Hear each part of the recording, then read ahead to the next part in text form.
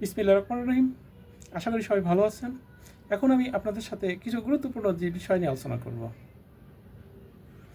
ব্যাপারটা হলো, একটা মেয়ে কেন একসাথে একাধিক বিয়ে করতে পারে না, এবং যদি একসাথে একাধিক বিয়ে করে সেক্ষেত্রে কি ক্ষতি হতে পারে।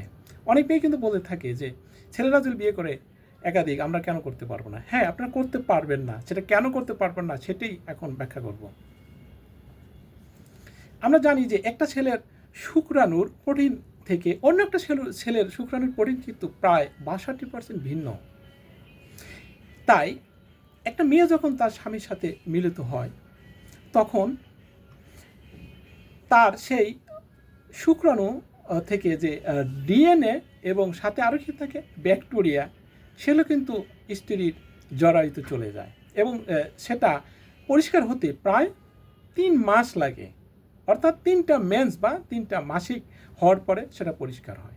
তাই আল্লাহ তাআলা কোরআনে স্পষ্ট ঘোষণা করেছেন সূরা বাকারার 228 নম্বর আয়াতে এবং 234 নম্বর আয়াতে যে স্বামী পরিত্যক্ত যারা, তাহারা 3 মাস দ্বিতীয় স্বামী গ্রহণ করতে পারবে না, এবং যাদের স্বামী মারা যায় সূরা 34 নম্বর আয়াতে যেটা বলছেন, তারা 4 মাস 10 দিন অন্য স্বামী গ্রহণ করতে পারবে না, অথবা 4 মাস 10 দিন পর তারা বিয়ে করতে পারবে।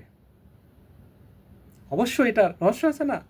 কারণ রহস্য হলো এটাই যে এই যে যেহেতু একটা পুরুষের প্রোটিন থেকে শুক্রাণুর অন্য একটা পুরুষের প্রোটিন ভিন্নতা, যখন জরায়ুতে এই একাধিক পুরুষের প্রোটিন যখন হবে, ডিএনএ যখন চলে যাবে এবং বিভিন্ন ব্যাকটেরিয়া জরায়ুতে যাবে, তখন ভয়ঙ্কর একটা রোগ সৃষ্টি করতে পারে, শরীরের ভয়ানক ক্ষতি হতে পারে, এবং সেই মেয়ের জীবন নাশের কারণ হয়ে দাঁড়াতে পারে।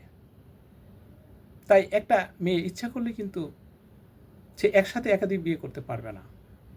কিন্তু যে মেয়েগুলো বহুগামী, তাদের জন্য কিন্তু ভয়ঙ্কর ব্যাপার।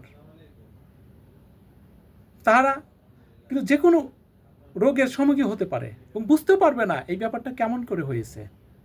তাই আমি বলবো, সতর্ক হন এবং এই ব্যাপারগুলো থেকে বিরত থাকুন। নিজের শরীরকে ভালোবাসুন, নিজেকে ভালোবাসুন। যদি নিজেকে ভালোবাসতে চান, নিজের শরীরকে নিজেকে সুস্থ রাখতে চান, অবশ্যই আপনাদের এগুলোকে মানতে হবে। কোরআনে আল্লাহ তাআলা কিন্তু এমনি এমনি বলেনি, এবং বৈজ্ঞানিকভাবে কিন্তু এটা প্রমাণিত এই সমস্যাগুলো। তাই সবাই ভালো থাকুন, সুস্থ থাকুন। সবার ভালো এবং সুস্থতা কামনা করি, এই বলে এখানে রাখছি।